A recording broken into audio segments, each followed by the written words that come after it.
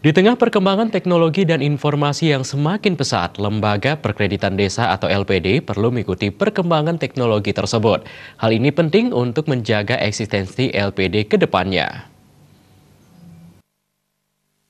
Menurut akademisi Profesor Iketut Suda, lembaga apapun yang bergerak di bidang jasa keuangan harus mengikuti perkembangan teknologi dan informasi, termasuk Lembaga Perkreditan Desa LPD.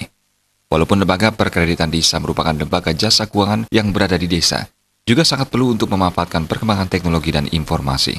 Seperti diketahui, perkembangan teknologi saat ini sudah menjadi kebutuhan bagi setiap orang.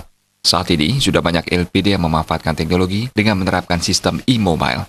Tentu hal ini sangat mengembirakan, yang mana notabene keberadaan teknologi sangat membantu kita semua.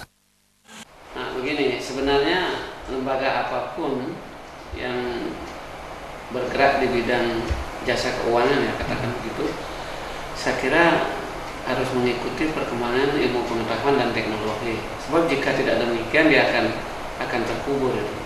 Yang saya dengar sampai saat ini itu tidak kurang dari 60 LPD sudah menggunakan sistem mobile, mobile semacam e-banking gitu.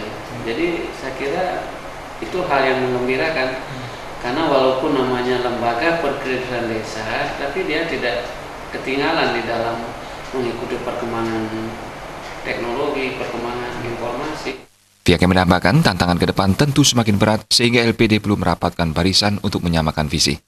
Sehingga ke depan diharapkan ada semacam sinergi antara LPD dengan prajurut desa Pekraman untuk menjaga eksistensi lembaga perkreditan desa.